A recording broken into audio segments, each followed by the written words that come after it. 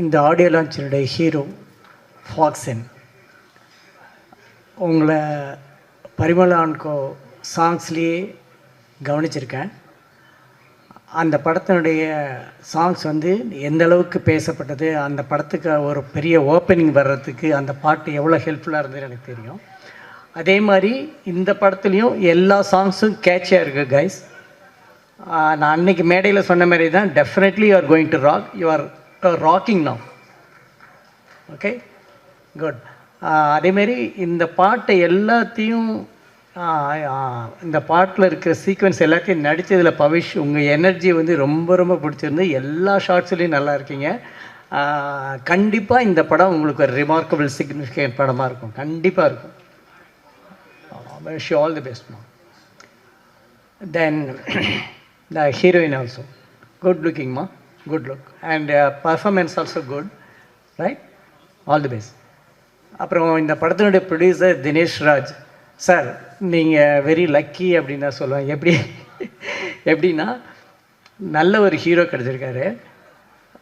நீங்கள் ப்ரொடியூஸ் பண்ண படத்தை கோ ப்ரொடியூசராக இருந்து பண்ணுறதுக்கு ரொம்ப முக்கியமான அளவு பிடிச்சிருக்கீங்க. தனஞ்சயன் சார் மாதிரி ஒரு அட்மினிஸ்ட்ரேட்டரை, ஒரு எக்ஸிக்யூட்டரை நான் பார்த்ததே இல்லைங்க, பார்த்ததே கிடையாது.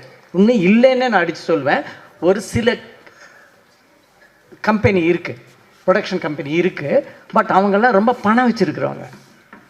ஆனால் மிடில் லெவல் படம் பண்ணுறதில் ரொம்ப கேர்ஃபுல்லாக இருக்கணும் சார். அதுக்கு தனஞ்சயன் சார் அளவு மாதிரி ஒரு ஆள் கிடைக்கவே மாட்டார் உங்களுக்கு. நான் அதேமாரி மகேஷ் ராஜேந்திரன், நீங்கள் தனஞ்சயன் சார்ட்டு இந்தளவுக்கு ஒரு கரெக்டாக பண்ணி கொடுத்துட்டாருங்க அப்படின்னு பேர் வாங்குறதுங்கிறது அவ்வளோ முக்கியம். ஏன்னா அவர் கரெக்டாக இருக்கும் பிளான், தப்பாக கூடாது அவருக்கு. அது அவர்கிட்ட பேர் வாங்கினதுங்கிறது அவ்வளோ பெரிய விஷயம். ஸோ அவர் படத்தை செலக்ட் பண்ணுறதுலேருந்து அதை எக்ஸிக்யூட் பண்ணி அதை பொசிஷனிங் பண்ணி படத்தை ரிலீஸ் பண்ணிட்டு அவர் அங்கேருந்து வந்துடுவார், அடுத்த படத்துக்கு போயிடுவார் அவர். ஓகே, ஆனால் அது வரைக்குமே உழைப்புன்னு உழைச்சிக்கிட்டே இருப்பார். அந்த படத்துக்கு எடுத்துக்கிட்ட விஷயத்துக்கு அவ்வளோ ஹெல்ப் இருப்பார். அதில் நீங்கள் பேர் வாங்குறதுங்கிறது பெரிய விஷயம். குட்.